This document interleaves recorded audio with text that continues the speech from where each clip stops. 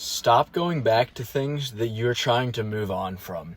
This is one of those issues that I think is very prevalent in our generation compared to other ones, especially with like the ability that we have to network, right? Like another person is literally a tap on a screen away from being able to communicate with them, right? So older generations, when they broke up with someone, unless it was like their next door neighbor, I feel like more often than not, they were just gone, right? And this applies to more than just romantic scenarios, but I think that's a big one. I see that a lot today. And I think what it derives from is mostly comfort, right? I think there's a level of comfort when you know someone, when you've spent a lot of time with someone and you know someone, you've gotten to know them, it's a lot easier to just stay with them, even if they're not really good to you, right? Even if you guys just aren't right for each other, it's a lot easier to stay with them than it is to move on to a new person.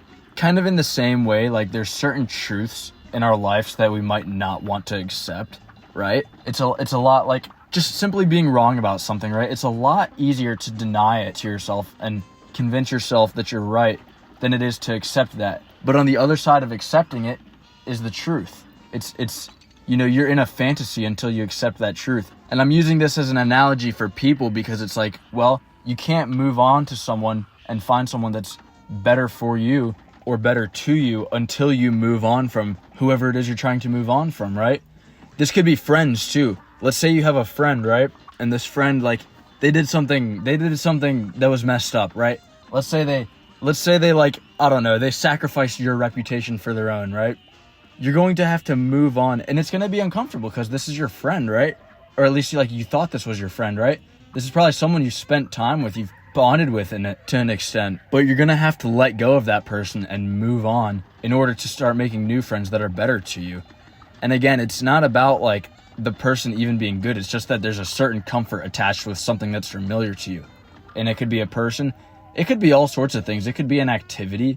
Like it could be all sorts of things. But I think the main issue is that people can't let go of things and then move on from them. And so they find themselves falling back. Like I have this friend, him and his girlfriend, right? They're both good people. I know them, right? They're both good people, but they just can't seem to move on from each other, right? My friend, he has his reasons. He told me he wanted to leave her.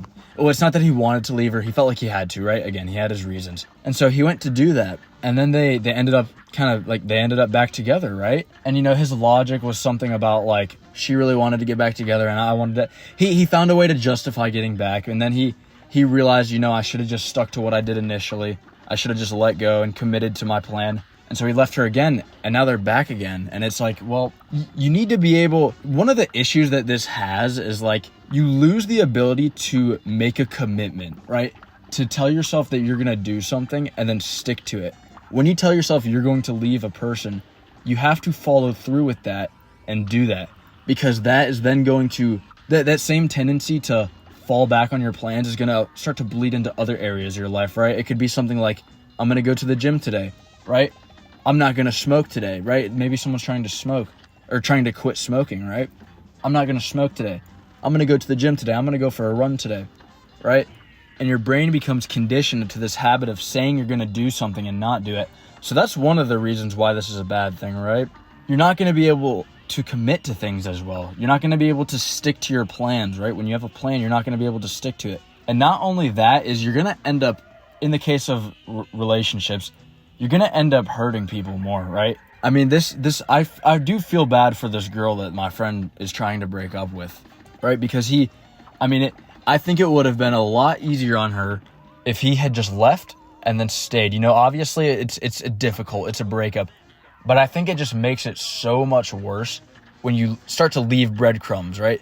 Leave and go back and leave again. And this girl no longer knows what to expect, right? At least if you were gone for real, she would know, well, he's gone, right? But now it's like you've kind of shown that she shouldn't know what to expect and that, it's kind of just delaying the process of a breakup, right? It just makes it much more painful, I think. So yeah, it's a big problem. It affects you.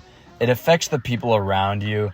And I think it really comes down to comfort, right? There's comfort in what's familiar to us, but what's familiar to us isn't always good. And sometimes you have to leave what's familiar to you to find things that are better for you, right? Again, it could be a certain kind of person in your life or an activity right? Sometimes you have to leave things that are familiar and replace them with things that are better, right? And it's not like I'm saying things that are familiar to you are bad. That's not what I'm saying.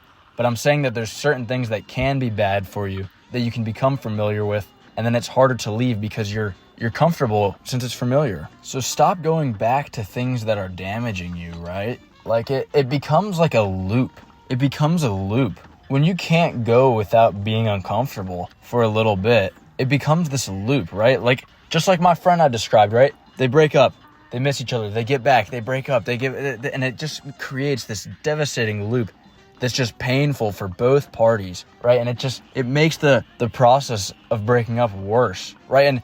And now I'm not saying that you can't try again with someone, but what I am saying is that you have to have a plan and be able to commit to it, okay?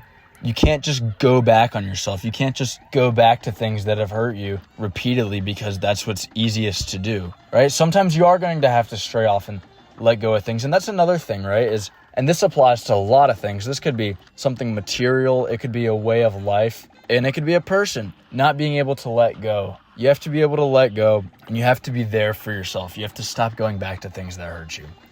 These have been my thoughts. Thank you for listening.